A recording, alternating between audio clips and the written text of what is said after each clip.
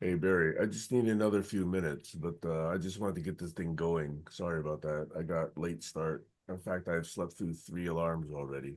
I'll be back in a few minutes, okay? Sorry. Okay. Can you hear me okay though? Yeah. Okay. All right.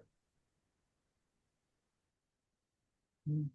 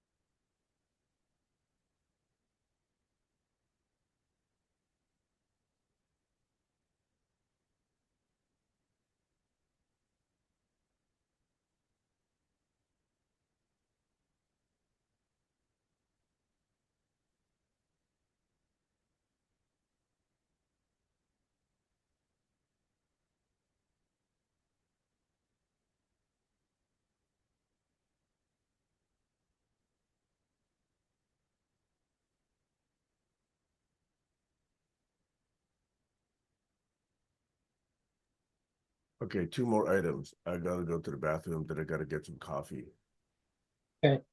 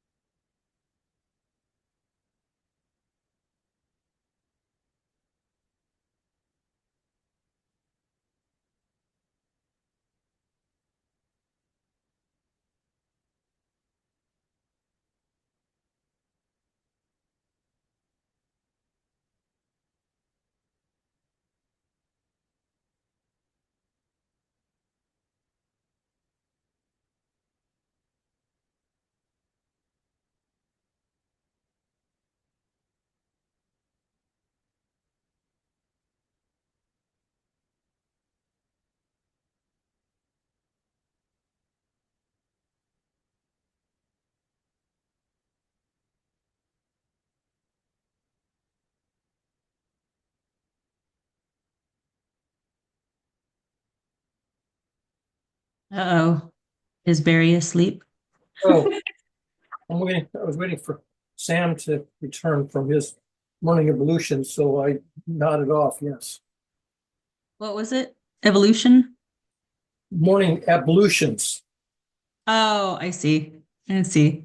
coffee and bio and that kind of nonsense. I'm still waiting for Yeah. coffee, but Things like not combing your hair and not brushing your teeth and not didn't zipping do up my your hair. pants. I didn't put on a new dress. I didn't do anything. Oh man, I slept through three alarms. I didn't get much good sleep last night. I I had a discovered nightmare. when you Oh, did, I'm sorry. you had a night terror. Yes, yes, I remember it very vividly.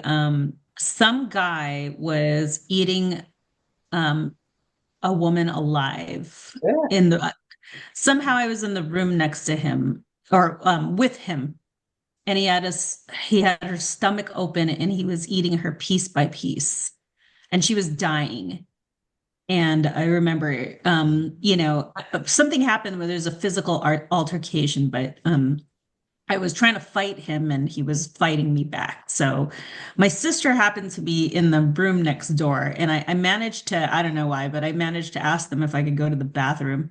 It was like two guys. And when I came back, they said after they sort of finished eating this girl, they're going to eat me too.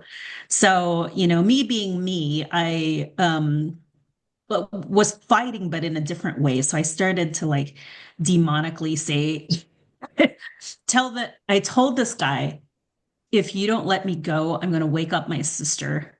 And they didn't seem scared. And then I started talking to them really demonically and like, Karen, like really like demonic and trying really hard to just scare them. And then I started screaming her name. And anyways, I woke up because I realized my body connected and I knew I was screaming, in my sleep. So I woke up and I could hear Max waking up. And I see my dog sitting up looking at me.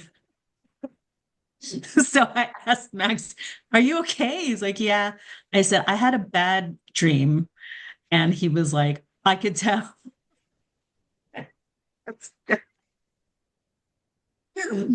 So, see, even in my dreams, I will fight till the end. I'll do everything I can to survive, even if it means changing to a different person and doing my best to just, you know, save my life. yeah. People will change their personality when they're in extremis. Yeah. Oh, and I also learned this week that I know how to fall. Oh, without hurting yourself. That's a big deal in athletics. It's how to fall without hurting yourself. Yes, I was on my scooter. I'm sorry. I just like have to let these funny things out. So I was on my scooter, coming back from a hair appointment. And anyways, I was on my scooter. I usually drive my scooter on the sidewalk, and I know you shouldn't because it's a, electric vehicle and it's moving really fast. But I do it, and I'm very conscious of, what's on the sidewalk, who's driving through the sidewalk. So anyhow, I saw this man waiting for the bus stop on the sidewalk and he was taking up the sidewalk. So I went back on the street. So as I am on the street, and I'm passing by this shopping center near my house, um, I see the curb, like the driveway up into the shopping center so I could go back on the sidewalk. So I entirely avoided the guy, but my wheel somehow, when I turned it, my back wheel, got caught on the driveway. So I was going 18 miles an hour and I tried really hard to like utilize my feet to stop my motion. I let go of the scooter. And this is like, of course, months of, being with the dogs. The dogs weren't with me, but I do know that if I'm about to fall, the first thing I do is let go of the scooter. So I let go of the scooter and I try to get my feet from under me. And then next thing I know, I'm like propelled face first, well, actually, stomach first to the ground. And I know that what you do instead of trying to break the fall with your elbows or your hands, you put your arms like you're Superman, and you just fall with your whole body. And so that's what I did. But I ended up hitting my head and trying to brace the impact with my hands. So my hands actually took the most of it, but my head still hit the concrete. And I got up right away because I realized it was in front of a lot of people. Like I was more embarrassed than hurt. So I got up and smiled and said everything was fine while like two people pulled over and everyone was asking me if I was okay. So I was just happy that there was no blood on my face and my face was spared. But I do have bruising on my body. My neck hurt the following day and the day after. And yeah, welcome to 50. Yeah.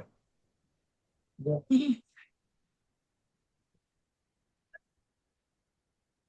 Sorry, I just had to get all of those things out.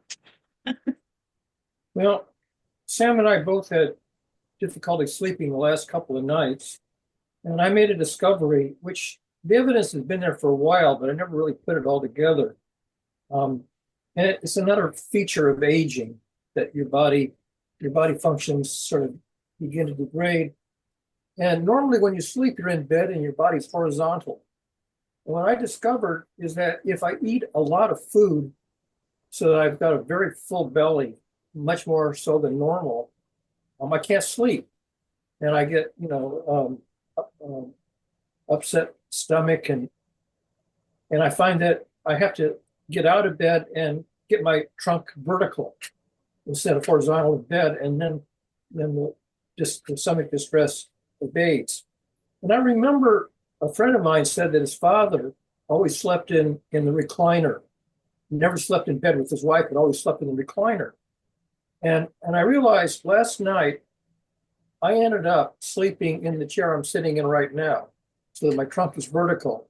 And if I tried to sleep horizontal, then I would get an upset stomach, and then I'd have to get up and upchuck periodically.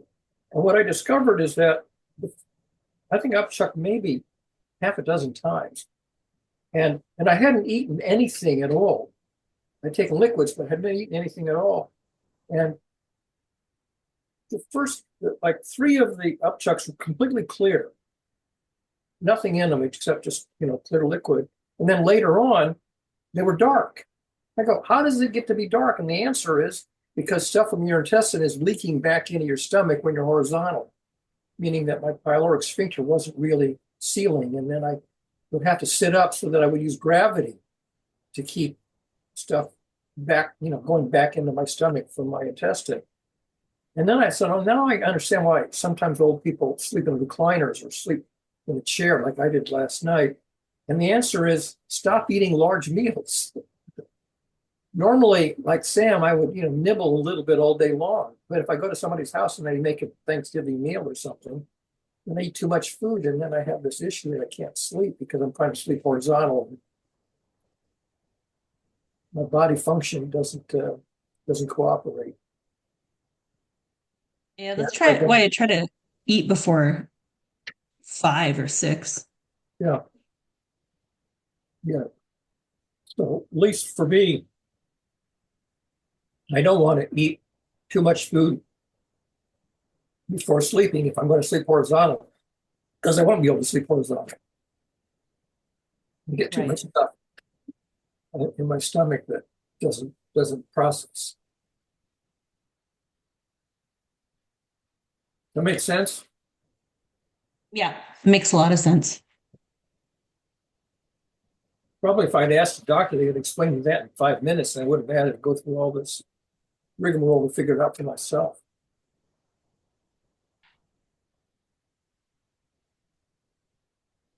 But yeah, when you came on, I'm sitting here in the same chair, and he goes back off again because Sam was taking care of his morning ablutions.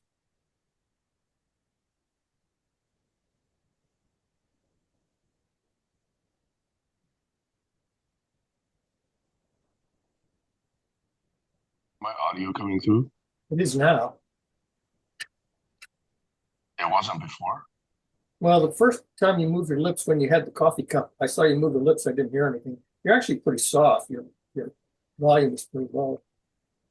Let me check my microphone level. But in the meantime, I was thinking, other than that you were fighting them, Kayla, these two guys you were fighting, did they feel or look in any particular way? They were white. That's it. Were they Two white tall? Were they guys. skinny? Were they smelly? Were they Um, hairy? Were they? Skinny, mildly good looking. Yeah,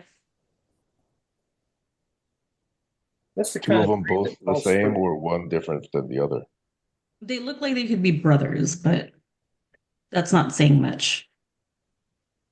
You know how in dreams you may not know that somebody is somebody or see any of their features, but you can feel that they're, oh yeah, that must be so and so, or that must be so and so. There's a feeling identification in dreams sometimes. I was wondering if that was applicable. Just the feeling of they were creepy.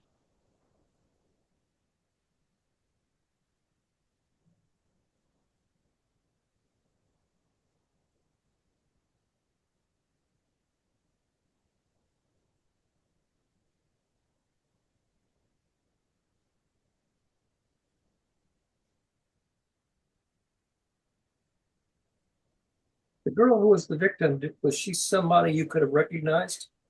Or was she a stranger in the room? She was a stranger.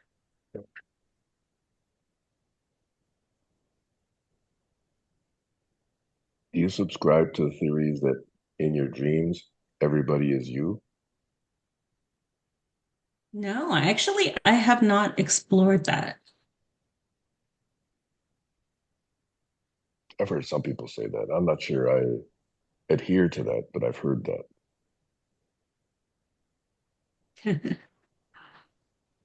Well, the Little Red Riding Hood story is about the wolf eating the little girl, so that's not not an uncommon meme in children's stories. It's pretty popular now. Well, it's coincidentally grisly, and also just to let you know where my head is. I was binge watching a few episodes of Dexter lately. Have you seen this? You know what that's about? Yeah. Okay. Anyway, Barry, for your sake, Dexter's this guy whose parents were murdered, and his mother was sliced up in front of him when he was like 1 or 2 years old. But anyway, he forgets all that. He gets adopted, but for some reason, he's got this addiction to killing, and yet he channels it uh, in some controlled way because he ends up being a blood splatter analyst expert for the Miami PD. That's the premise of the show. So every show, some body gets dismembered, some body gets found, all the blood patterns get explored. It's a kind of a dark show. So Yeah. Yeah.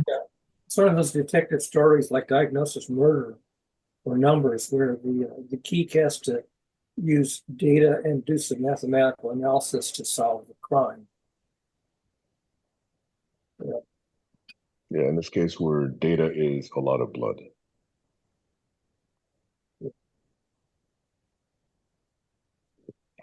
But the That's sort of interesting thing is how you were trying to, in this show, to try to make this murder addiction semi-tolerable.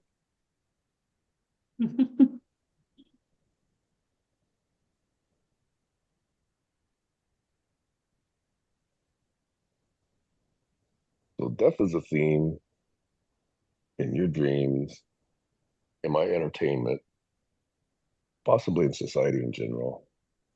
and in old age, because you know that you're getting to the point where death is not so, I won't say imminent, but not very far off in the future. You don't know exactly when or how, but you know that its clock is running out. So, Barry, to pick up on that, do you ever get the sense that you're fighting death? No. Um, I think my doctors think they're fighting, they're trying to stave off, my early demise.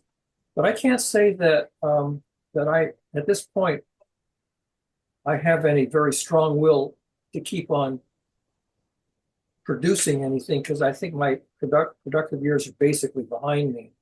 I could be wrong about that, but I, I don't see myself making any more contributions. So I'm sort of out to pasture now. Wait a minute. Would it be an early demise, or have you already passed the average mortality rate? Well, I don't know I'm not sure what the average mortality rate is for my demographic. Um, I know that I have the resources to survive financially until maybe age 94, if nothing else goes haywire. But very likely, health issues will intervene instead. Well, heck, Barry, you got to go travel. You got to go like see the world if you haven't already done that. Well, I did a lot of Example, traveling in my prime. I'm not terribly interested in traveling these days. It's a hassle. I don't get that. I'm really not much of a tourist. what about food? I'm not a foodie. You're not. No. What purpose is there to life then, Barry? Well, that's the whole point. It's just marking time. Um, I mean, there are a few pieces of unfinished business, but I don't know that there's anything left for me to do except to hope and pray that somehow they get finished by some actor other than me. I'll give you an example. There's a lot of disciplines that have as part of their name the suffix ology, like collaborology or theology, and you can probably generate a whole bunch of other disciplines that are called ologies. And there's an alternative kind of discipline, which is not an ology, it's an omacy, like theomacy or collaboromatics, which if they existed, and they generally don't, you don't talk about it, you don't discuss it, but you do it. Mathematics, you can talk about mathematics, but anybody who writes a book on mathematics is actually doing mathematics because you got to put mathematics in the book, or else you're just talking about something that's over and done with and nothing new. The people who are doing math, every time they produce something, it's a new example of math that hasn't been seen before. And I was doing the same thing. I was suggesting that people talk about theology either in a positive vein or a negative vein, but it's just talking about, whereas in theomathy, you're actually doing the math, which is almost nobody does theomathy, but you can. And I think it's interesting, but it's unpopular, maybe even unheard of by most people. And I would think the same thing is true as why do we have collaborology talking about it, but not collaboromatics, actually doing it, actually calculating practices instead of talking about practice, calculating and enacting practices that would instantiate examples of collaboration rather than just talking about it, but never actually doing it. And I think that's sort of the so-called missing piece. The omacy is often the missing piece in the ologies. Talk, and never do. Just to pick a nit, the word engineering is the doing of some of the practical aspects of science, right? In construction. Right. Well, what about collaboreneering? I haven't heard the collaboromatics, but I can see how collaboreneering would be kind of applying collaborology ideas Yeah. to some kind of construction. Yeah. Disney had Imagineering. They had people in the Disney community who were Imagineers. Yeah, they did use that word. And And so that's both not only, doing the thinking, but reducing to practice. So in engineering, you not only calculate a possible thing that you can do that's consistent with the laws of nature and affordable, with our resources, and you can reduce it to practice as opposed to just Okay, talking thank you. about it. Okay, so that's about as much as I want to pick that nit, but I have another nit. Okay, and that is, I think that the practice of something is also different than the modeling or the mathematics of something.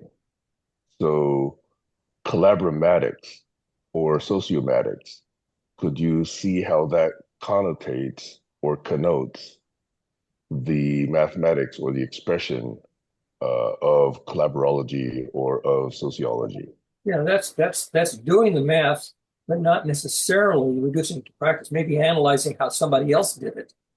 Yeah, yeah, So you say, that's definitely I the can see implication. how your practice is working. Here's the analysis that shows why your practice holds together, but it's not a new instance. But Right. if you can do it for somebody else, and you can say, well, then can I imagineer another instance that's not, in some sense, novel or innovative, or at least a variant? Okay. So I want to thank the two of you because I think that the word collaborating is something that I had not come across before. So I put it out here and I think I'm going to adopt it. And collaboromatics also is something that happened the very same way just now. So thanks to both of you for that. Yeah, do the math, both for other instances that weren't your own, and then for possible instances that could be your own, and then reduce them to practice. And if you do that, and it's interesting, it's intriguing, exciting, then you will glean adherents who want to participate. And then And in attendance comes the word collaboramatician. yeah, how can you do such a way that's so intriguing that people say, "Hey, I'd like to get involved in that myself," rather than just being an audience, just being an Yeah, observer. yeah. And that's the trick: is the winners are the ones who not only can come up with something new, but there are other people who want to attempt it or participate in it at the same time. Yeah. Well, look, I do know that the world doesn't change by my thinking. The world changes by my doing. I understand that. And I haven't done very much on this front. So I consider myself a failure. But that doesn't mean that I haven't considered what I might do once I start doing in this particular area. So some things need to ferment a little bit, and they've been fermenting, although albeit slowly. But now that I have freed up a little bit more time, I think it's going to ferment more quickly. So that's idea number one. Uh, idea number two, the preparation of materials for such analysis, you guys have heard me say, has been what some of these calls have been about for me. So it's taking step one or step zero of all of this. And now that we have bots that can help do the analysis, I think the analysis is going to take less time, or at least it'll take less time to get started on the analysis than I had previously thought. I think that's idea number two. You've got the blood spattering, but you haven't done the analysis. You've got Exactly. weeks and weeks and I've weeks been of blood trying to spattering. collect a lot of examples of blood splatter. Yes. In other words, we've seen collaborology splatter quite a bit. Yeah. Where is even one example of a matics, an analysis that would give you a diagnosis and an insight? Well, I have over 30 such of, I mean, they're not yet fully baked, but they're the seeds of smart people problems, and there's over 130 dumb people problems. So I could, for myself, convince myself that that's a little bit of progress. And I think that's valid. Now, reducing something to practice, that's hard. I mean, if you can't reduce it to practice, you can write a novel. I mean, J.K. Rowling imagine all kinds of great stuff that, in the real world can't be reduced to practice, but they make great drama, and Hollywood could reduce it to drama on the big screen, which is not exactly real, but it's I don't know how you would call it, the pseudo real, because it's a dramatic series that hangs together and is entertaining. And it involved a lot of people who were obliged to collaborate and eager to collaborate into making it into a story that people would want to attend.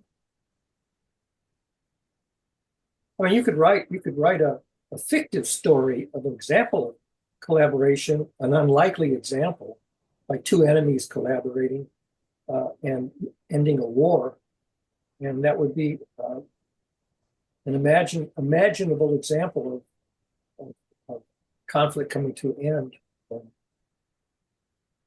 collaboration coming into existence in a case where it was extremely unlikely to begin with. I'm not good at that because I'm terrible at writing stories. I have no depth in storycraft. Okay, so may I give a fantasy?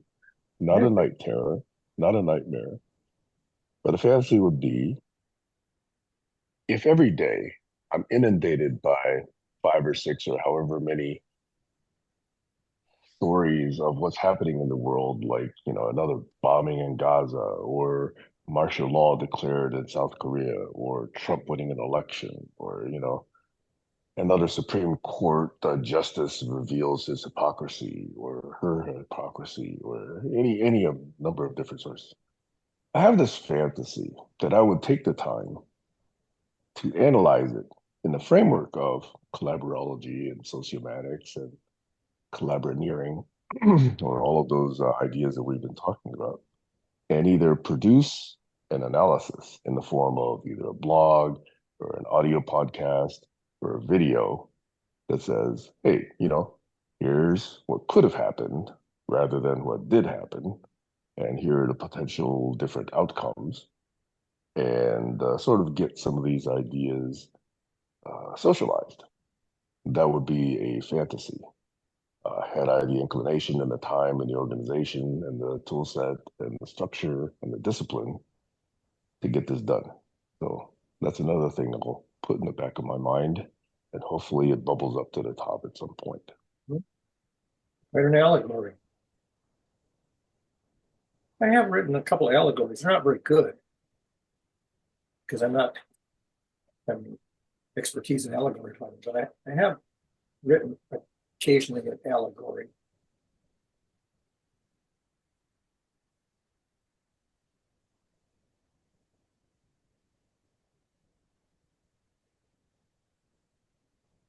Because one of your themes, Barry, that I've heard you say a lot is nothing makes an impact unless a lot of people understand it. So the message needs to get out, quote unquote. Yeah, that's, I think, part of the problem is that I put things out there which evidently are difficult to understand or take too much work to understand. And so not very many people get it. A very small demographic, maybe a few dozen people who get it, but that's too small of a tribe to really get very far, at least in the short term, maybe in the long term, but in the short term, it's passing fancy. I know I've asked certain people on social networks if they could take any of my work and transform it into something, a story or something. Stacey tried that, and Jen Zellinger tried that, was trying it out. But it turns out to be hard. So that's sort of evidence that it's not an easy thing to do. It's deep. And I look at stuff in advanced physics, astronomy or something, and I go, this is really deep stuff. You rack your brain on. My feeble brain has the been rack could racked. do fabulous math that the students couldn't follow. Students would say, I didn't understand that equation. Dirac would nod as if the guy had said a fact and then continue and not figure out, how do I make him understand this equation?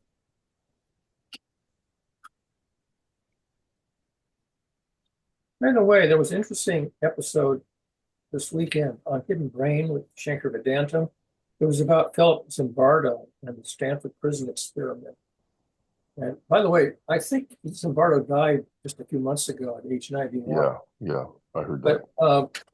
But he was involved in the analysis of Abu Ghraib, that terrible prison thing in Iraq. And the things that he learned from the prison experiment, which is considered a failure from the point of view of the design of the experiment, it failed. But that doesn't mean he didn't learn anything. And that was kind of an interesting episode to attend to because of the talking about versus doing.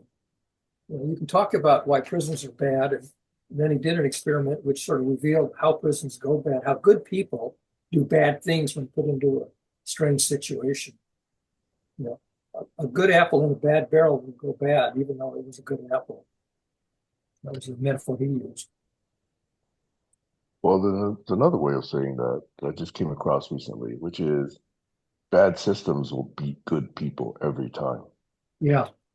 And one of the things that I've analyzed are systems which are inherently flawed, mathematically so, and so why they are dysfunctional or why they malfunction.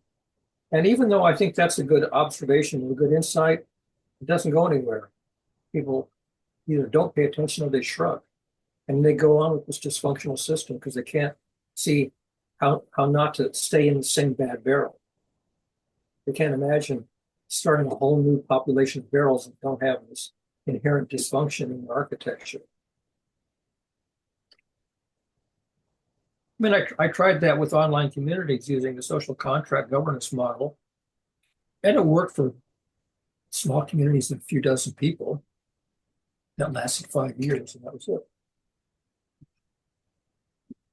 Well, this create the system anew, plus the eighth continent idea, plus collaborology ideas, plus a vision of where we want to be or where we want to go, and how we do modeling so that we can all jointly determine that direction and create those trim tabs. That's what these calls have been about for me. Well, you mentioned so that's the overall architecture. That's the overall arc. You mentioned open source, and I mentioned Debian. And those are collaboration activities which have huge population, but they are geeky. They are the demographic, and both of those are very geeky, not the general public. Yep. And in fact, open source is so geeky that I can't really participate in it because I don't have the depth of software development expertise to do much with it. I think that's fallacious. You don't have to be geeky to join. You can support, you can document, you can teach, you can propagandize, you can exemplify. There's a lot of ways to do it rather than just do the programming. Well, yeah, I mean, I tried to download and install some things, and I found that the techniques that you had to do to make it actually work on your hardware was too complicated, and I couldn't figure it out. So I found out that I didn't have the depth to actually download and install something that theoretically, like for example, the one that I really want to do, I have a motherboard that doesn't have EFI. It's only a BIOS motherboard. And I have a hard drive that's GPT, GNU partition. Yeah. And it turns out that you cannot install Windows on a GPT drive on a BIOS-only motherboard. Although there's theoretically a way to emulate the EFI in software. And so you boot something that emulates EFI, and then that boots the Windows on the GPT. And I tried to download that off of open source or someplace, and I just couldn't. It was too arcane, technical. It wasn't plug and play. I didn't follow that, but Windows started on BIOS hard board. Yeah, but you can still install Windows on a BIOS only machine, but you have to use an MS-DOS partition table. And Right. if you have So a very why not large hard drive, repartition? huh? So why not repartition? Well, the problem is if you already have a GPT drive, you can't go back. You have to start with a brand new drive and partition it MS-DOS. No, you can take a partition and just partition that single partition. That's possible. Yeah, you can. I have Windows living on a partition on a GPT drive, and it's a perfectly good Windows partition, but I can't boot it from an MS. I can't boot it from a BIOS motherboard. I have to put it on a modern motherboard that has EFI, or else I can't boot that. It won't boot. I don't know about this. I haven't tried it, but you could try a Linux boot rather than a Windows boot Tried program. that. I tried to see if Linux, if the Linux, what's the boot system on Linux? There's different ones. G. The latest one is System D. What is Anyhow, the I previous tried one? that, and it turns out that Linux sees it and it tries to boot it, but what happens is it doesn't boot. It just reboots the machine. Anyway, I think we've lost Kayla, so let's drop Anyhow, this. the point is No, I'm that listening to you guys. the point It's is okay. the geeky stuff can be so geeky that even an old geek like me throws up his hands and says it's beyond my ken. I can't solve it. Actually, the thing about geeks is geeks can always get anything so long as they are interested in it. If you were interested in doing this, I believe you could get there. I tried. I really tried. And at some point you say, I'm not getting anywhere and I don't know what I'm doing wrong except that it's not working. And then Yeah, but see, but wait. What geeks know is somebody else out there, some other geek out there has the solution. And that is key to the open source movement. Open source is contribution by all geeks and co-collaboration and co-support from and geek I to geek. downloaded that solution and it didn't work. I Have found you actually that spoken to that person? not to the person, but I can't remember the name of it, but I downloaded their method, installed it, tried it, and it didn't work. And I But don't I'll give you know. an example of that, right? So, for example, I was blocked one time and you unblocked me. I said, I want to run Linux on this iMac, and you told me how to do it. So, I'm running Linux on iMacs now. So, that was this particular geek, okay, not very geeky, talking to That's you, plug another and play. geek. That was always plug and play. That wasn't anything you had to do anything weird. There are a few things I had to know. But anyway, that's a small example of something that could work. So, geeks reaching out to other geeks Yeah. is one of the key aspects of the open source collaboration model. Anyhow, I just basically decided that I wouldn't. I just installed Windows afresh on a MS-DOS partition drive. Yep. Yeah, that's definitely the way. That's the sweet spot for Windows.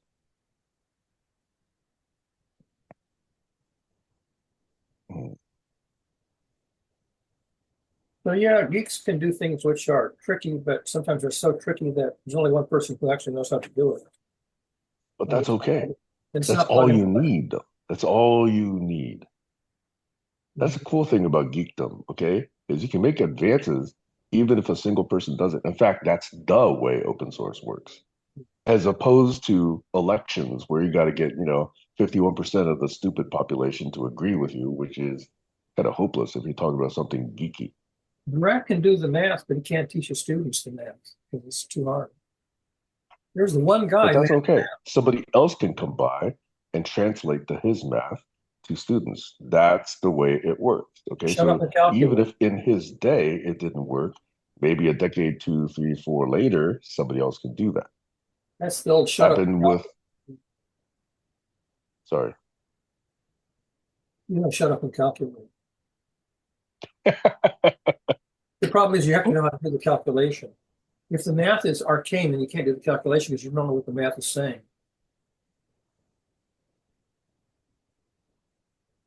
Let me ask you this, since you're a font of scientific trivia. Bruno, what's his name? The guy that was killed by another fellow who was killed by the church. What was his name? Oh, the guy who took the data on the stars? Yes, yes. What was his other name? Bruno. I Might know begin with G. the one who Galileo relied on. Yeah. So anyway, my question is, when he got killed, how much later was it before somebody like Galileo or some other smart person realized that he was right? It was a while, right? Might have been a generation or two. I don't know. Yes, yes. That's the thing with geeks. Sometimes the other geeks who understand your work aren't there at the time, but they will come by later. See, Galileo could do the math for linear acceleration, but he couldn't do the math for nonlinear acceleration. That was beyond his ken. And then Newton came along a generation later and invented a way to do nonlinear acceleration and invent a whole new branch of mathematics that Galileo couldn't, you know, although Archimedes technically, might have if they hadn't killed him. He was on the verge of the calculus. Wait, did Archimedes get killed also? Yeah, Archimedes got killed by a soldier. All right, yeah, but not by election, not by a mass of stupid people, right? No, some guy found Archimedes and just killed him. Some 20-some-year-old soldier who didn't know anything killed him. And how did Turing die? Theoretically, he poisoned himself, but I don't know how well that evidence holds up. Somebody said that the Turing movie, there's not a single correct fact in the movie, except that there was a guy named Turing. That the whole story is fictive. Since we're going along that theme, there's a 20th century composer, I forget whether it's Schoenberg or Webern, was so caught up in his ideas that he was while walking one time and some soldier said, "Hey, you can't go there."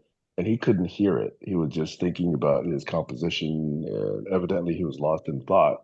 It just got gunned down by a soldier. That So gets back. sometimes, often, geeks meet an untimely demise. Yes. All the geeks at Bell Laboratories were thrown out of work by the stupid federal government who thought that a high functioning system was monopoly and monopoly's un-American. Okay, another piece of trivia. I think Tchaikovsky died young of syphilis. Mozart died young too, although I don't know when he died. And Yeah, Mozart died at 35. who was the mathematician who did the Galois, died in a duel at age 20 something? Holy smokes, he was that young? I think he was like 22 or something. You can look it up, but he spent the night writing down his stuff so that he was tired and logy at the duel and he got killed. But he spent the night writing up his work.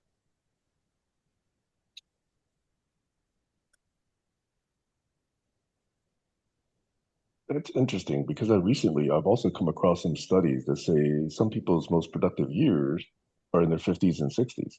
It can be.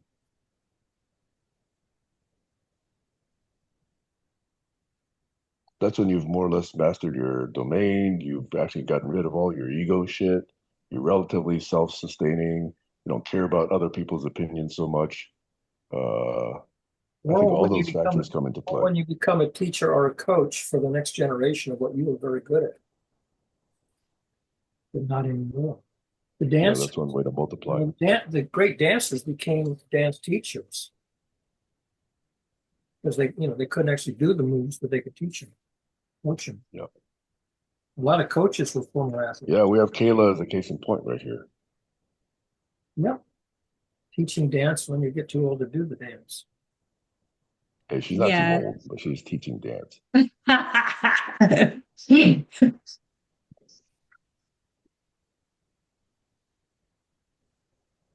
It became really tiring, to be honest.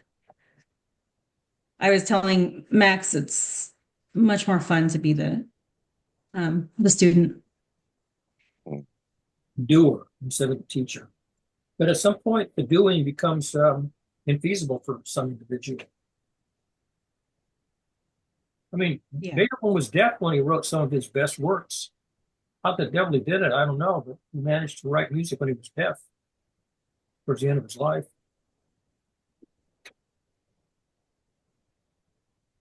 I'll give you another case in point.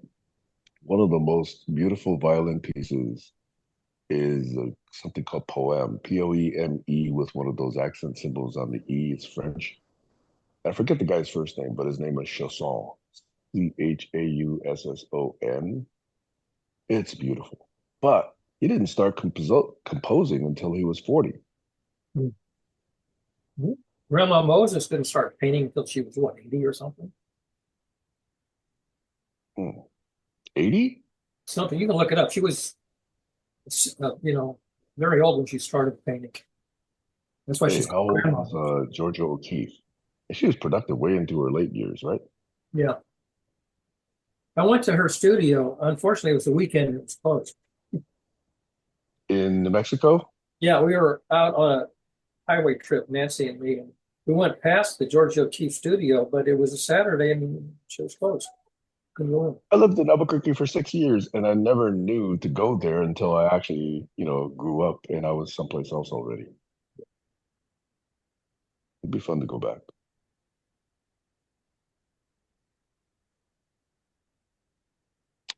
Felix Chopin also died young. I tell you, My he's a friend Nancy comedy. was only 78. That's not old. Who? My friend Nancy, the Oh yeah. prison teacher from Utah, she was only 78. And the way her children wrote the obituary made it sound like it wasn't of natural causes, like she elected to say a little bit it was. And her brother did too. Her younger brother, who had AIDS, elected to end his life and had a big party that night. And evidently, there was a big party that night for Nancy, which all put all the blood spatters together. And it sounds like it was an elective event. Wait. She used a weapon on herself? No, probably a drug. You said there was blood Her splatter. brother used some kind of a drug, and that's how it would have been done if that theory is correct. She would have been given something to take, just like her brother did. Hmm.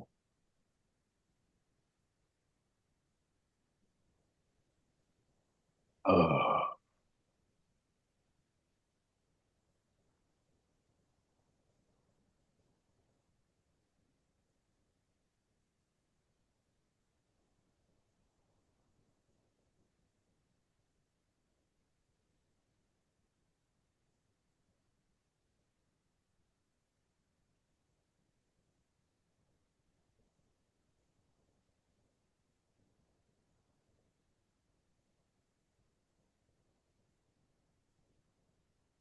One of my neighbors did too. When his wife died, I think of a brain hemorrhage, then he told them to turn off his pacemaker. He was dead within a day of his life. But he was already in hospice.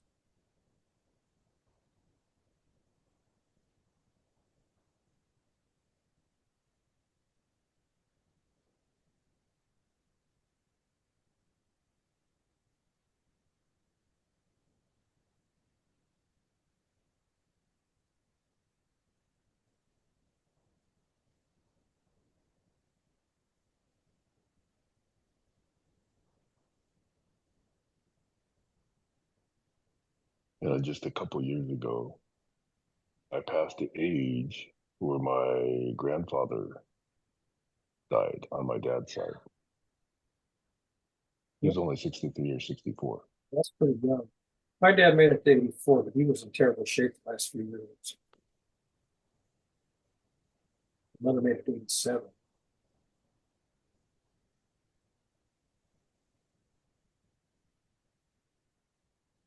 A friend was completely 100% convinced that he was going to die before his dad died at 56. And then he lived much, much longer past that.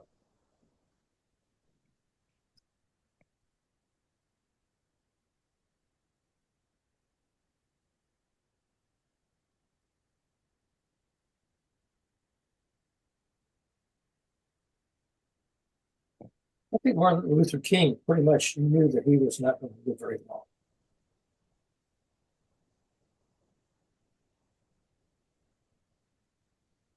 He might Oh, speaking of which, the topic of the week.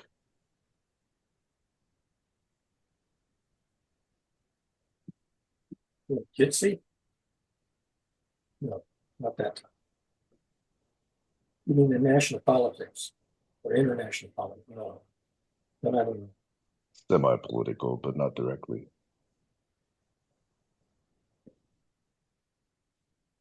Remember what was written on the bullet?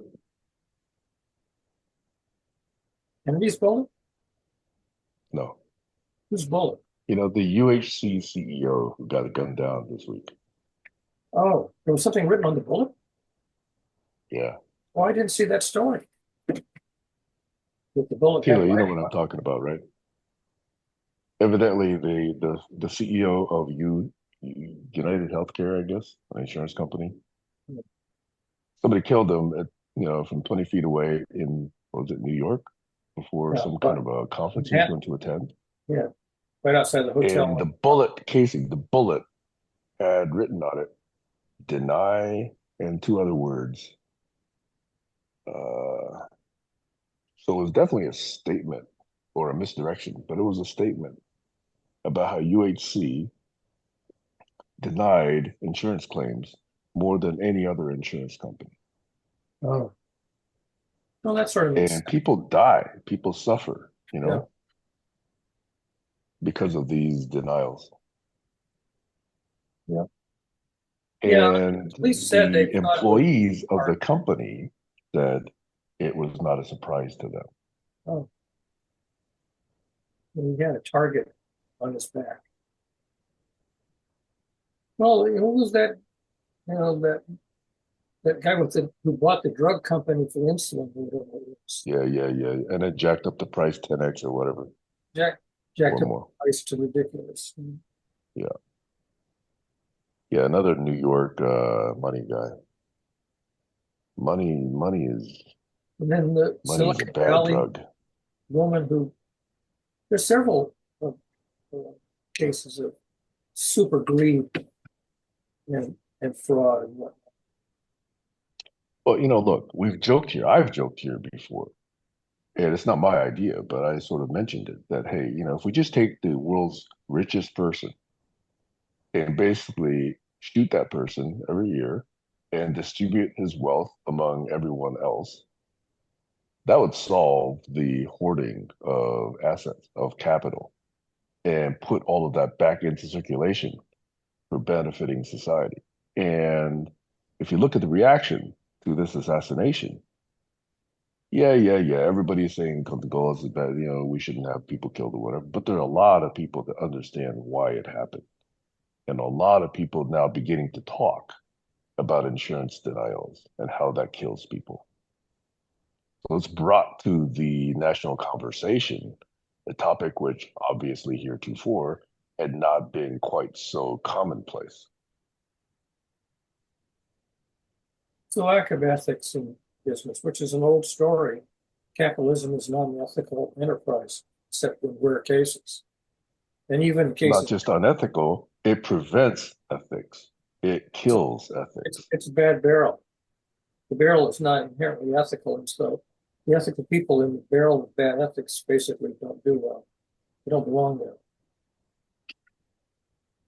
I mean, on one hand, I can kick myself for all the times my own sense of, justice and rightness prevented me from taking an opportunity which would have made me lots of money, but it just didn't feel right. But yet there's a lot of people that don't have that problem. They just make that decision.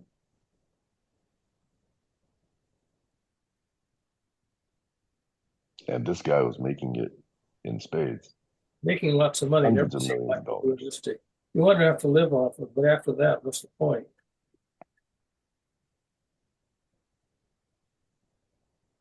Kayla, you heard the story, right? No, I haven't. No? Yeah, this guy's I name is know. Brian somebody or other. It's like 2 or 3 days ago it happened. Oh, the CEO in New York. Yeah. Yeah, it was a targeted killing, assassination of the CEO of this health insurance. And at least as of last night, they still hadn't found the guy. He took a cab to the bus station, took a bus to Atlanta, but we probably got off before we got to Atlanta. Those buses make stops. Who the hell knows, where he got off or even what he looked like.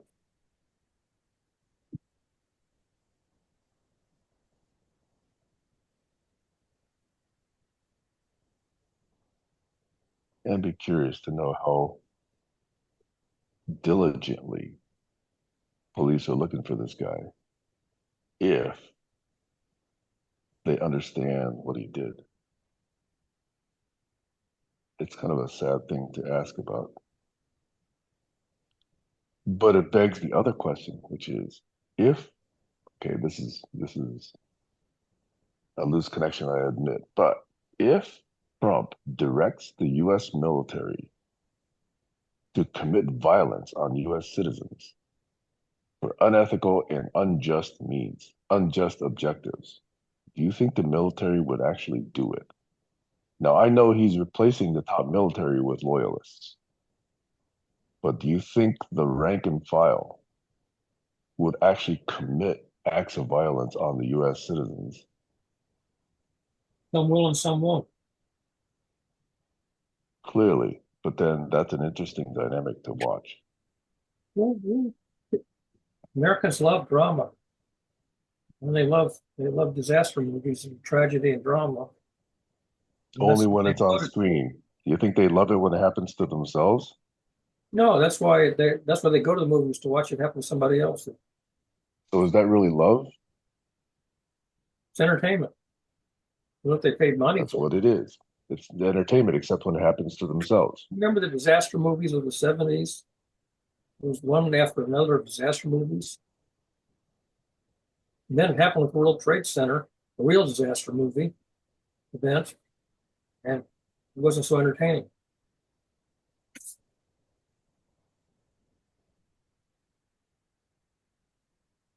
There was even a novel before 9/11. There was a novel which involved that very technique that Al Qaeda used. Flying plane into it. So see, this is where I also mentioned that I asked this question of the ex-CIO of the military, Robert David Steele. I asked him if the military were asked to actually act against the US citizen, would the military actually do it? And he told me that they're actually preparing for that already. They actually asked this question: would you do this? Would you not? Would you obey your order? Would you not? And they take all the people that say yes and put them in, one part of the military, and they take the people that say no and they put them in a different part of the military. So they know which platoons and brigades or whatever, whatever we call them, to call upon if that were necessary, which is very, very dangerous because, as I believe it, the U.S. Defense Department is chartered not to act on U.S. soil, not to act against U.S. citizenry. Except in the case of martial law. But you have to be at war. So that was like the This is not a Japanese case of internment war. during World War II, but the legal basis for that was that we were at war with Japan. If we're not at war with anybody, then you can't do it legally. But Well, this is where that clause, all enemies, foreign or domestic, is a tricky business. like And the South number one Korea, enemy is going to be the president. He's the enemy of the people. yeah. You and I see that, but people who voted for him don't. They see him as a hero. Until they come and deport them.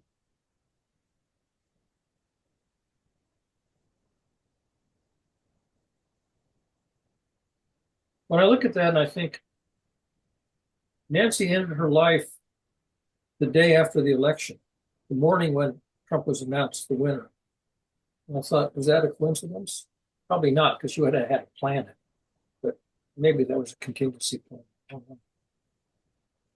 Well, maybe it would have been a different kind of party. Yeah.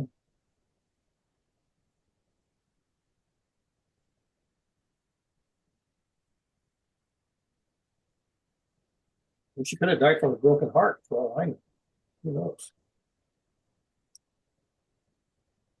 Except that all the children were there.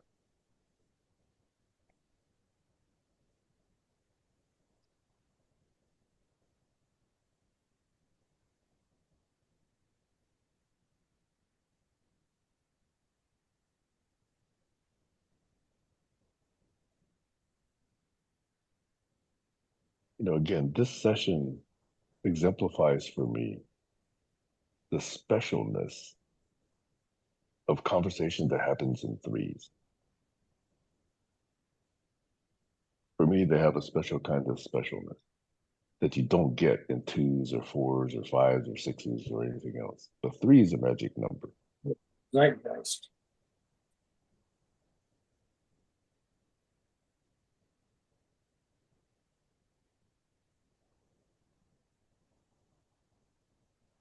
I mean, look at this week. Assad goes down, the French government goes down, the Romanian government goes down. I mean, South Korea lifts martial law. yeah, the South Korean government. Well, actually, he escaped impeachment. But, because he backed down on the martial law, right? well, because you need a 2/3 majority, and they didn't have 200 votes.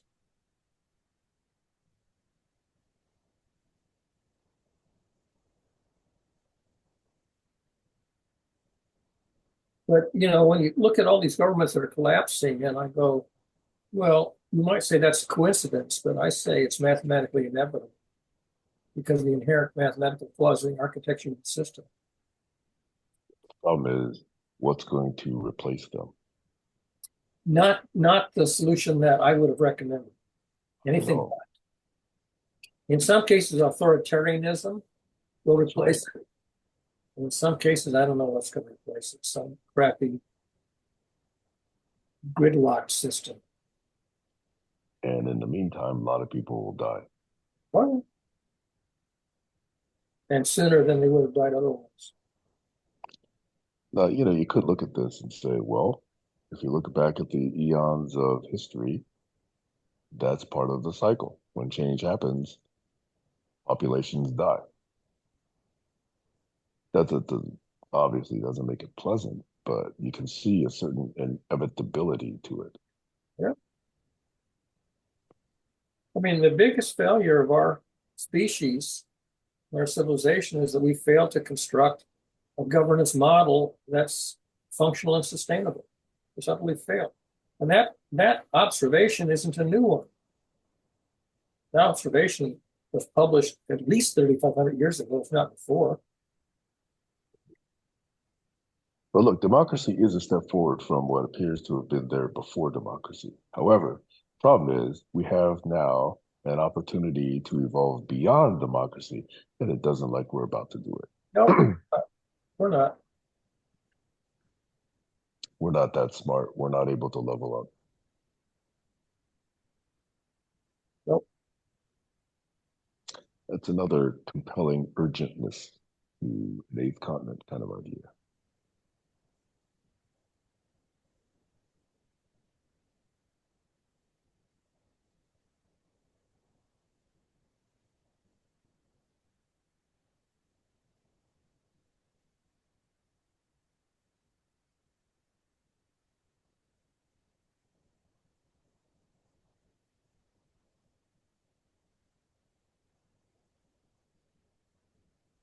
I can see bits of the map better today than I could 7 or 8 or even 15 years ago.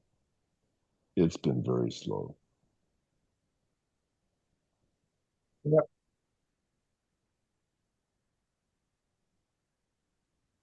Too slow. My brain doesn't act fast enough. Peter, Paul, and Mary could see it in the 1960s, and they sang about it. And a few people got the message, and other people thought, no, let's just folk music. Well, his team was VPG, wasn't it? It was overpopulation. Did he have a solution, though? He identified a problem. Who are you talking about? Early. I thought you mentioned Early. No, I said Peter, Paul, and Mary. Oh, sorry. I thought you meant Paul Early. Yeah, Paul Ehrlich was another one who saw the issue, wrote about it. I don't remember what the solution was, but he lived, he died, and nothing happened. Here's a, Yeah, I don't here's think a guy he who had, presented a solution. I don't know if he did or not.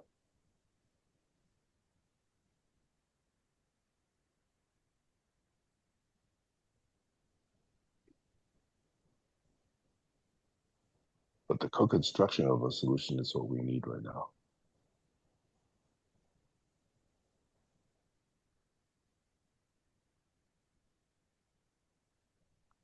But see, I've come to a different conclusion that I had when this whole process started.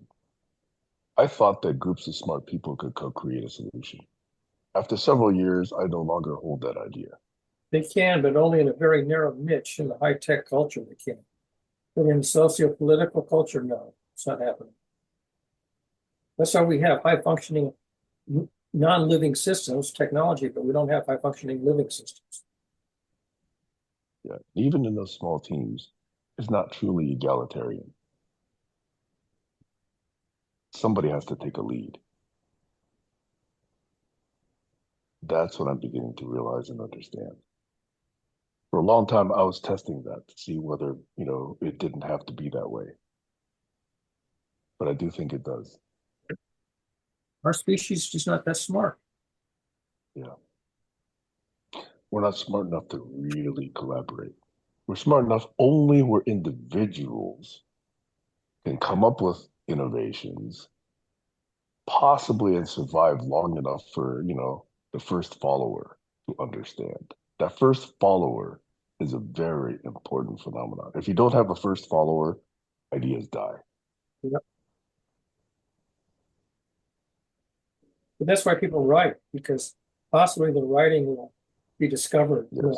long after. That's collaboration across time. I think Frege was a philosopher whose work was not discovered until long after he died. Yeah, a lot of smart people were not understood in their times. Nope. That's why, so long as their ideas survived, that temporal collaboration could still be possible. But that's why such disasters like, the destruction of the Library of Alexandria are so catastrophic. Who knows what was lost then?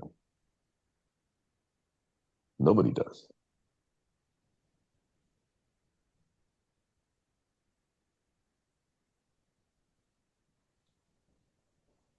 And we can bemoan the what ifs, but we don't even know the scale of those what ifs. Yeah.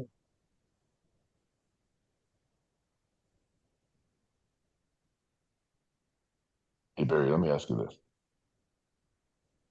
Did the pyramids actually have a function?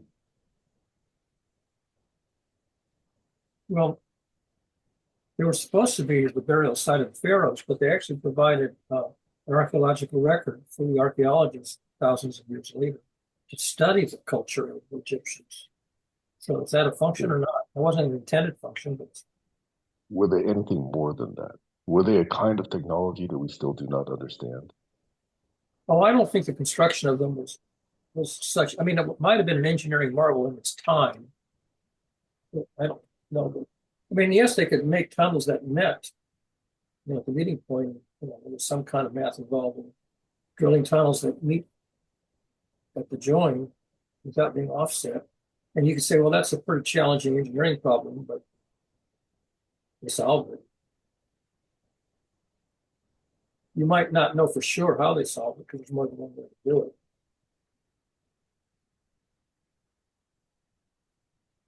Okay, let me ask a different question. There was supposedly an invention that Tesla came up with where you could actually remotely transmit power. Now, that might be the opposite of a conspiracy theory, a fantasy or whatever. Do you think there's any substance to that? Well, you do remotely transmit power, just not very much. I mean, a microwave beam or laser beam transmits power, but just, the thing is you have to calculate the quantity that you can transmit. And you could argue that you can transmit unlimited power, but in fact, you can't. You can only transmit. Yeah, but you've heard about Tesla towers, right? Yes? No? Yeah.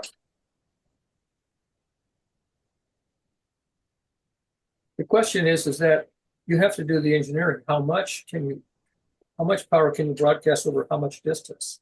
The answer is not very much. I mean, the sun transmits enormous amount of Things power. are subject Look to at the the power. inverse Look at square the law. power of sunlight on the planet Earth. It's enormous. But look at the source. You need a star. Well, you don't have anything like that scale. If you make a nuclear pile, you can generate a few gigawatts maybe. Then you pass them over wires because if you broadcast it, you lose most of it. And AM radio had 50,000 watt, 150,000 watt transmitters. You could barely pick up a signal, 1,000 miles away, and you had amplified. We could call them signal delivery systems. I'm not sure they could be classified as power delivery systems. They weren't, but the thing is, you had to have enough power to get through the noise. So the question was, when you made a communication satellite, you had to know what's the background noise that you got to punch through. That's why the early stuff that Bell Laboratories was trying to map out the background noise so they knew how powerful they had to make the satellite and the ground station. Yeah. And they only wanted to get a signal through, not power. Since I'm free associating in a moment, I think we should take every person who believes in flat earth and sterilize them.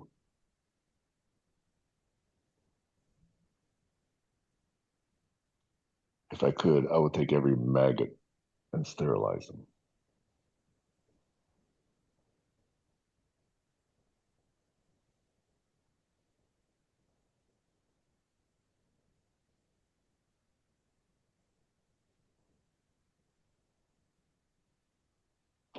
In fact, directed evolution of our species, I think, would be nicely accelerated if we adopted these practices.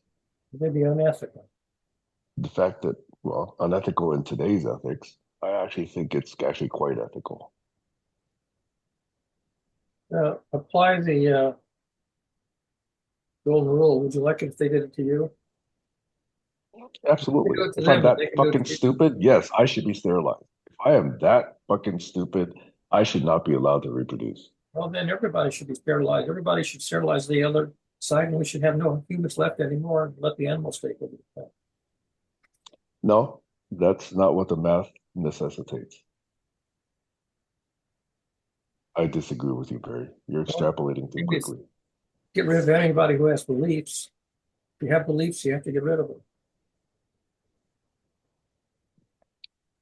Come on, Barry, you're being too simplistic. Well, Noah's law is pretty simple.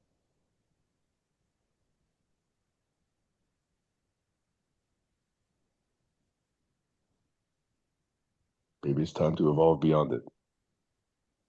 I don't think so. State it explicitly. State it explicitly. Don't do to others what you wouldn't want them to do to you. Yeah, well, it's a good first step. We got to evolve beyond it. Well, the beyond is do unto others as you would have them do unto you. You have to find a practice which they not only don't dislike, but like so much that they'll do it back to you, and you're happy that they do it back to you. Yep. And I think we have to examine that in detail and not simplistically. Yeah, well, that's what theology is mainly about. It's finding things that are saintly in the sense that nobody objects and everybody says, "Oh, I feel like I should do that." No. That should not be the test of saintliness. That is not the test of saintliness. That's not. I don't want to say it's a test. It's simply that's one of the features is that nobody objects to somebody who's saintly and maybe even aspires to be like them. Saint Nicholas. Yeah, I still disagree. Claus. Because if you let people opine, you will never get that condition to be true. Well, most autocrats don't. People who believe in the rule of law don't believe in he'll ever law. They think that I have the power to make laws that hurt you and help me. It's antithetical to Hiller's law. Okay, change that slightly. Not helps me, but helps our society. Well, that means it helps everybody. Society needs everybody. No, helps society. No, no, no. Society does not mean everybody. Not in the simplistic way that you're talking Are about. minorities a member of By the way, I'm society? not talking about killing people. I'm just talking about, not letting them reproduce. Well, maybe white society is a society, and everybody who's not white doesn't belong to the society.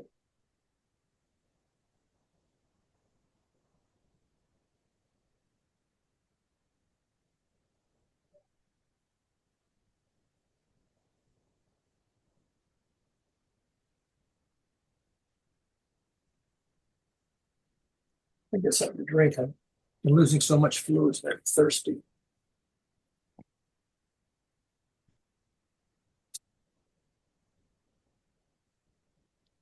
We have to jettison a lot of quote unquote common wisdom if this society is going to survive. A lot of the common wisdom has created pathological conditions. An example is capitalism. Capitalism is a widely accepted, commonly held belief, which is clearly demonstrated to be damaging to the larger society. Yeah. We have to eliminate that thought and the thoughts that led us to capitalism. We have to also abandon this idea that the best form of government is a democracy or a republic. Clearly, it is not. We have to abandon the idea that decisions and actions are decided by elections where everybody gets an equal vote. That is commonly held wisdom that is very, very damaging. We have to jettison the idea that governments are led by people. They should not be. Well, Society should be led by ideas and models and principles. but the AI is going to run the government. They're already running a lot of That's where I think the AI actually could be beneficial, at least the first step, by showing us what the damaging effects are of some of these commonly held beliefs. That's one very first step that where AI could clearly benefit us. Right, the AI is carefully designed so it doesn't make stupid mistakes. Present AI is making stupid mistakes. Even today, the level of effectiveness they have today, it's already sufficient to do this. Yes, it will improve, but even today we can use AI to show us, what I just stated. But yeah, AI could be, AI is going to be given more and more responsibility for managing infrastructure where the management is basically a mathematically defined process. Yeah. Yeah.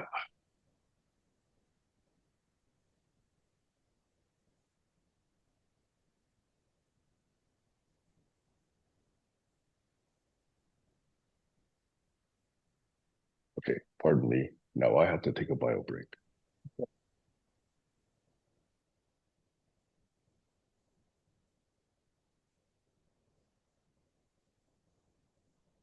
Two cups of coffee will do that to me.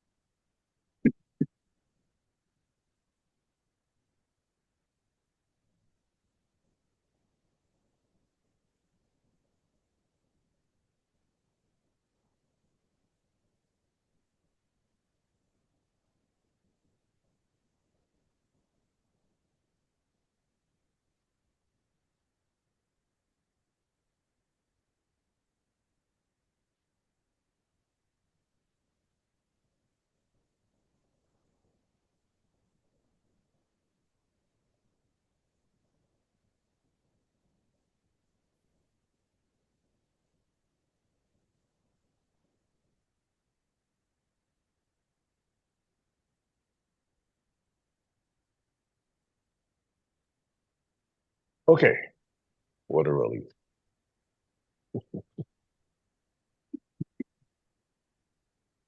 About this fizz. No, no, no, I'm just kidding.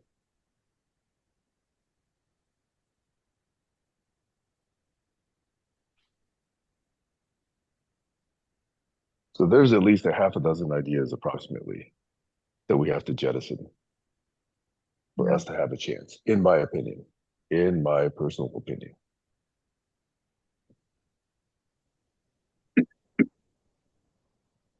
You cannot survive in a society where every idea is treated equally. That is that is fundamentally anti-science. That is fundamentally anti-rational thinking. This whole idea that everyone's entitled to their opinion. Yes, anybody is entitled to come up with a valid opinion, but we're also, as someone once said, what was it, Green, the physicist, said, Okay. yeah, and if the idea is bad, we're all entitled to mock it. Not every opinion deserves to be respected. And the problem is, stupid people think, oh, well, every opinion ought to have its, its day in whatever. You Okay. have a day No, in the not sun, but then every when your day is opinion over, is equal. when your day in the sun is over, then it's over because it's been ruled out and it's unworkable. That's right. And if you still continue to hang on to it, despite, showing that it is an invalid conclusion, then your Because influence ought to be extremely minimized. critical thinking doesn't take. That's right. Now, I'm not saying it has to be 100% proven because unfortunately we have very faulty systems where, we've made mistakes. But in large part, you gotta admit not all ideas are created equal. Like I could take somebody who believes in flat earth, or I can take somebody who believes in round earth, and you know what I would do to the flat earthers? I would sterilize them.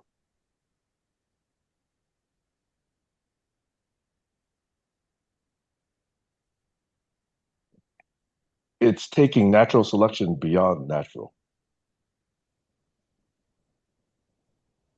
And we have to start participating in our species evolution if we're going to level up. We can't leave it to chance anymore.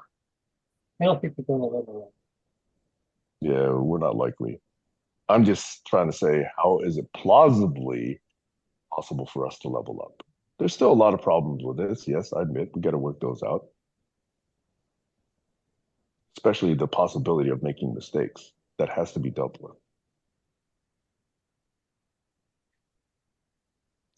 But do you create a society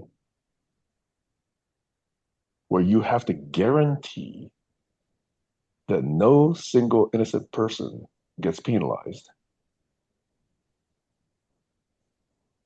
and make all of those trade-offs where many guilty people run free simply to guarantee that one simple idea? This is an ethical question.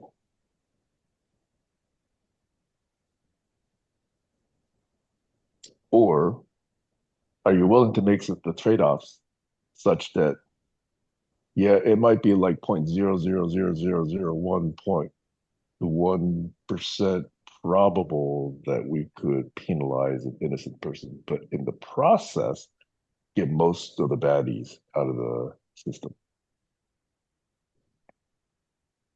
I think a guarantee of 100.00000000000% is too high a bar.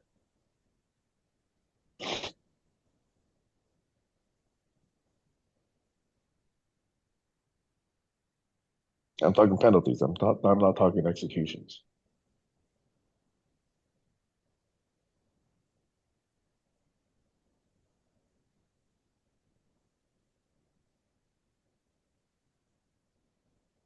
In natural selection, arguably, a lot of innocent entities died.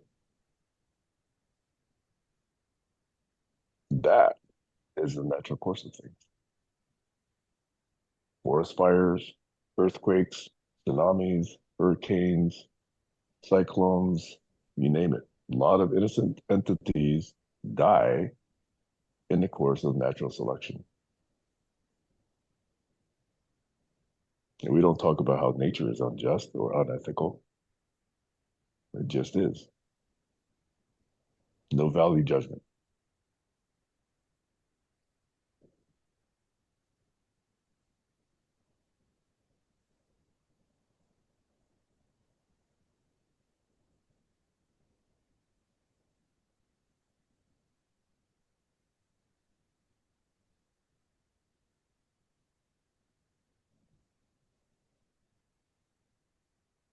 Not only that, but our entire system of ethics is far from guaranteed to be perfect.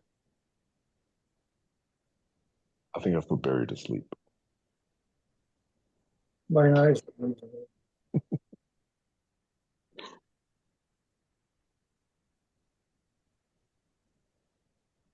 By the way, as an aside, Kayla, if you're still listening, I think yesterday's session, I haven't posted it yet, but when I do, yesterday's session would be one where I would like some feedback, actually, to anybody who actually views it, because I think there was a moment where I and Barry had another incident.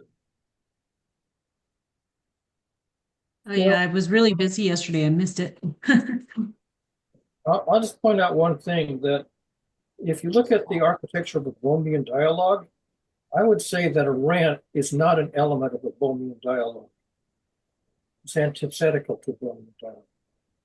Define rant, I would because rants. I would say if you're going to do Bohemian dialogue, don't insert rants into them. I don't think he had that definition. He did not put that as a condition. Well, because rants were not very popular in those days. Scientists didn't do rants. You'd have to define rant before I could agree or disagree. Well,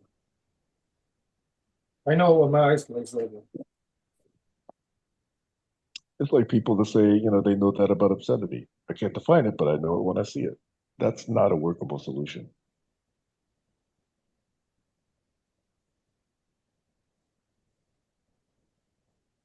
Anyway, for me, if there's a rant, then we're not doing Bohemian dialogue, and I'm out. Again, I'd like to understand Bohemian a bit better because I didn't see that as a condition.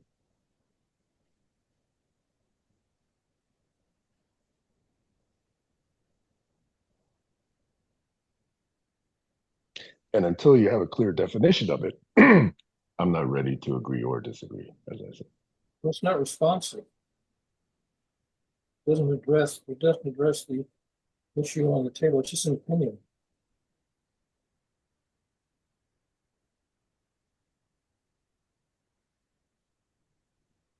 Again, that I have to unpack. All statements are opinions at some point.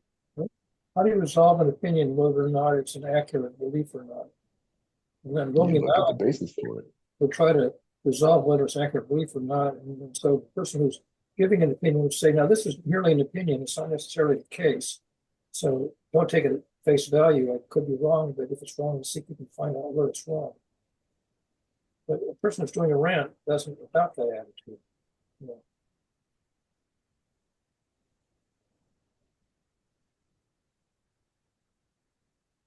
I've said my piece on it. I would say think about it for a while and see. We come out of the meeting. Anyway, that's an invitation to Kayla. Should she find the time? Should you find the time, Kayla?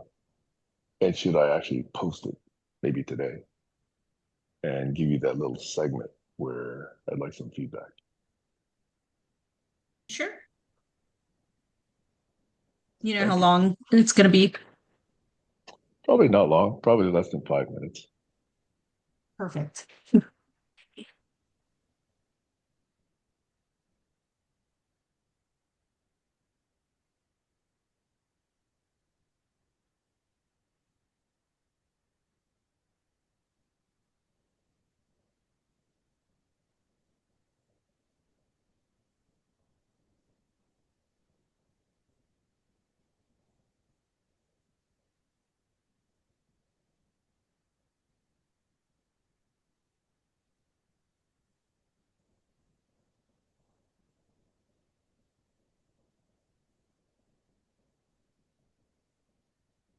It's another non-foggy day.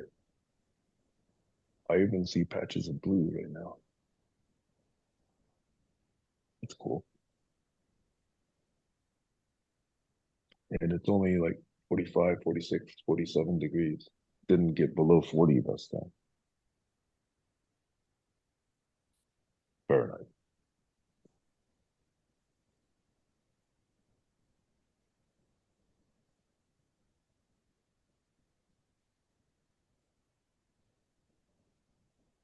I think I have another opportunity to make an omelet this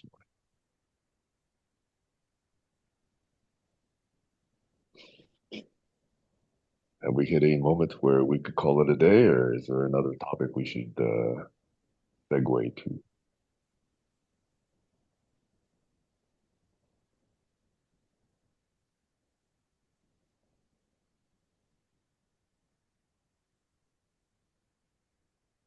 A moment of silence.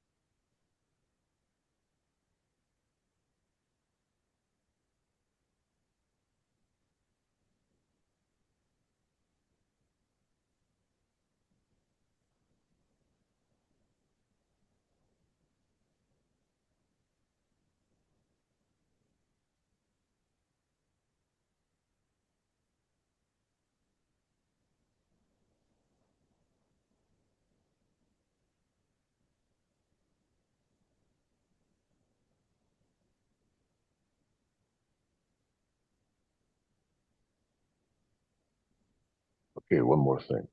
I think I did say last week that I was going to use some mind mapping or idea mapping tool to follow along on conversations. But as I tried it, I did try it.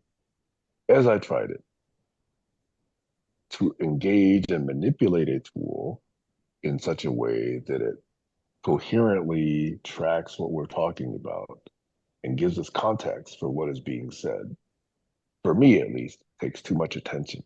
It detracts me from the actual conversation itself.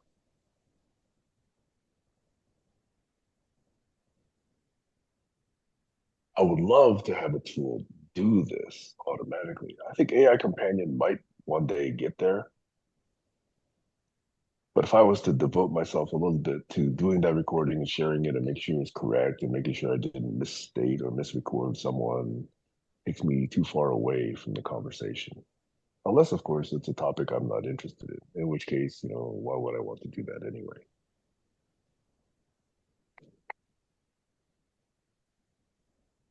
I'm wondering how to show topics that have been placed into the pool of meaning, which ones are being followed up on, which ones are not being followed up on, and do this in such a way where I can still be focused on what's being contributed versus taking part of my brain and my motor skills and doing the actual recording visually.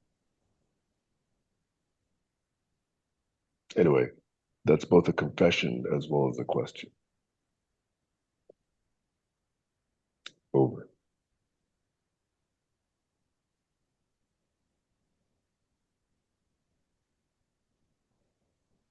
I wonder how Jerry does it.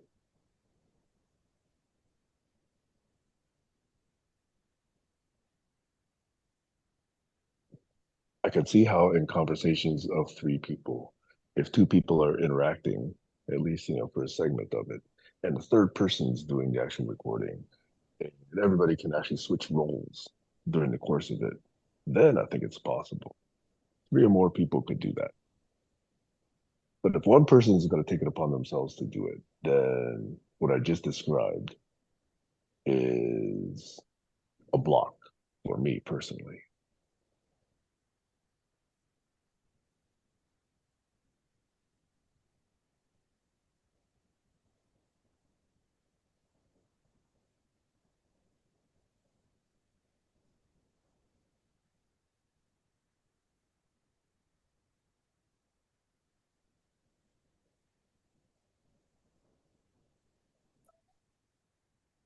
Okay, well, it's almost 10 minutes to the top of the hour. I'll let another moment of silence go for another minute or two. And if nothing else percolates, then we can call it a morning.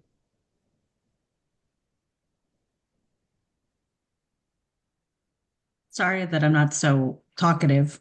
Hey, it's perfectly fine. There's no obligation.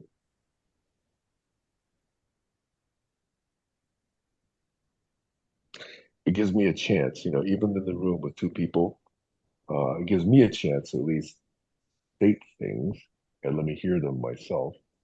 And also let it go into the record where either in real time or possibly later, I can still get some feedback.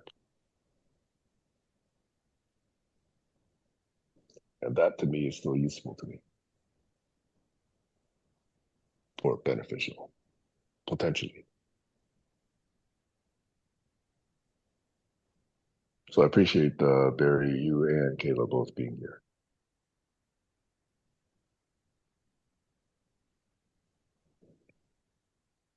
I Kayla, what are you going to appreciate the do the rest of the day? space. I I'm appreciate sorry. you appreciating the space. So the rest of the day, I'm trying to catch up with work. Yeah, or just responsibilities in general.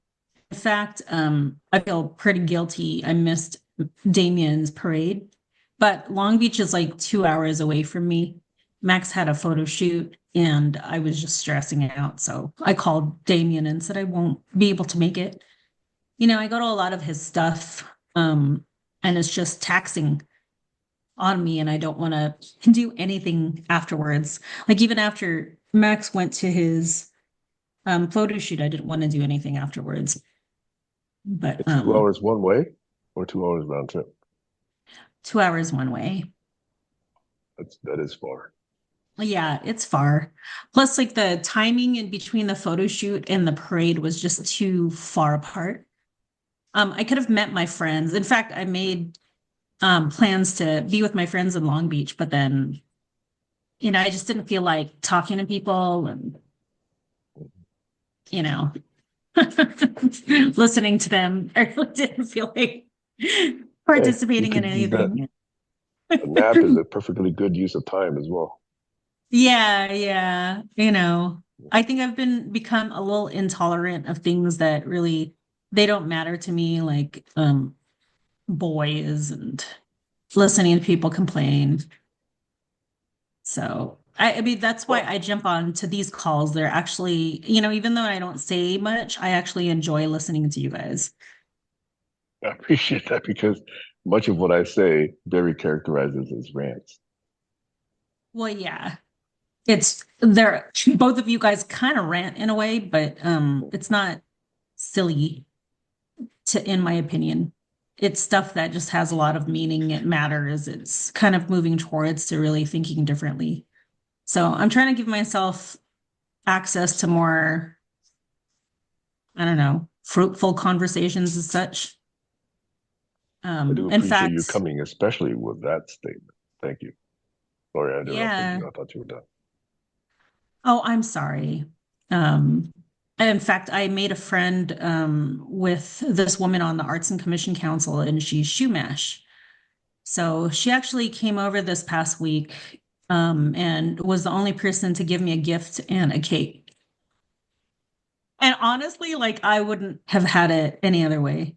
I'm kind of done with the whole like, let's take pictures of me and show them to everybody. Like I appreciate how people say happy birthday now, but I really don't have the desire anymore to show everybody what I'm up to. I would rather talk about my kids, talk about the dance group, even though I'm not a part of it. talk about my dogs, you know. And if it relates to kind of bettering the community, then I will talk about the things that I've done. But no desire to like show off how many people took me out to dinner. In fact, I don't even want to go out to dinner with people. For my birthday, to be honest, I didn't have the heart, but I wanted to tell my friends, can you just, DoorDash me some lobster? That was my birthday wish. DoorDash me some lobster and a creme brulee, and then I'm happy. So my dad was the only person to give me a present that really mattered. He gave me like money, and then I DoorDashed all of that myself. Nice. Yeah. So yeah, if I just again, you've heard me say this before. If I'm quiet, I'm just mostly listening. And I appreciate these conversations, even if they are, full of rants and, After long everything you've monologues. heard and all the altercations you've heard, the fact that you still come back is something I very much appreciate, actually. Again, you guys aren't arguing over something that's silly. It's not high school arguments, it's real arguments about your beliefs. So I really appreciate that. Not too many people I hang out with, unfortunately, argue over stuff like that. They argue over who didn't invite them to sit with them at an event. Crap like that. I'm too old now to listen to that. Or I don't know, someone's boyfriend didn't call them. Like, who cares? Then dump him. Unless you're like strapped for cash. Dump Or the guy. that was no foul. They shouldn't have called that a foul. Yes. Yes, I've never been into, again, it just probably stems from the trauma that my dad used to just curse at us if we as much as walked in front of the television. And then we just knew to leave my dad alone. It would just be a happy altercation if we didn't. And so I've never been into sports for that reason, not even as a cheerleader.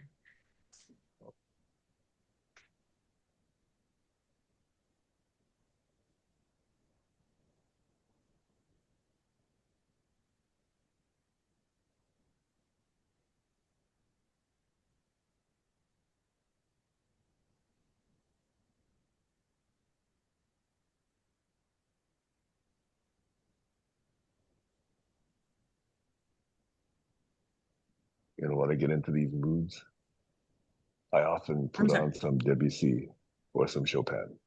I think I'm going to go listen to some Debussy or Chopin or Chausson. I've been reading that book, Sam. Oh, awesome. What do you think? It is full of good stuff. It really is. Like I have to read But, certain things twice so I can oh, digest it. definitely. That So, book, I have to give credit where credit is due. That was recommended by my daughter, Amy. So she said, read oh, this book. So I got it. And so I got the book, and it was hard to read. So I got the audio book, and I listened to the audio book probably 2 or 3 times. It was so yeah. dense. Yes. The book actually has an arc. It actually puts things together kind of at the end. So for me, it was worth going through more than once to see it. Nice. And he has lots of books, and a lot of them are, saying similar things. But the point that he was making about addiction and connection and those aspects of trauma, I think he was the Uh-huh. very first, in my opinion, in my experience, to express those ideas. So I think he's actually made quite a good contribution. I don't know if that's misattributed or what, but I think that that was something that I definitely learned from him. Right. But other than that, the book goes into a lot of more detail and, causes and connections, other than that very simple, apparently simple idea, which I think is taking, a lot of people are now seeing that as a very good perspective to take. Yeah. So I appreciate you taking that recommendation. Not really from me, it's from my daughter, and actually going through that book yourself.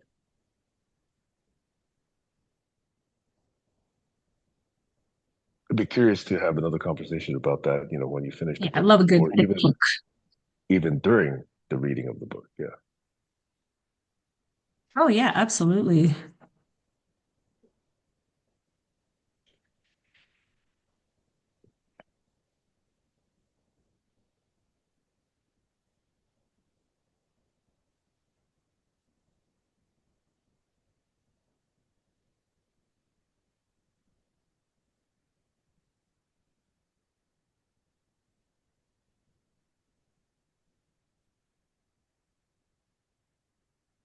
So thank you. Thank you.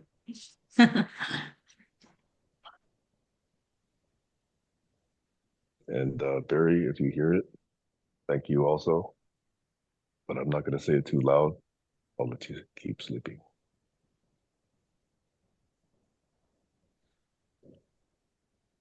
Okay. Enough for today. Great. All right. Thanks. Bye Good for now. night. Bye.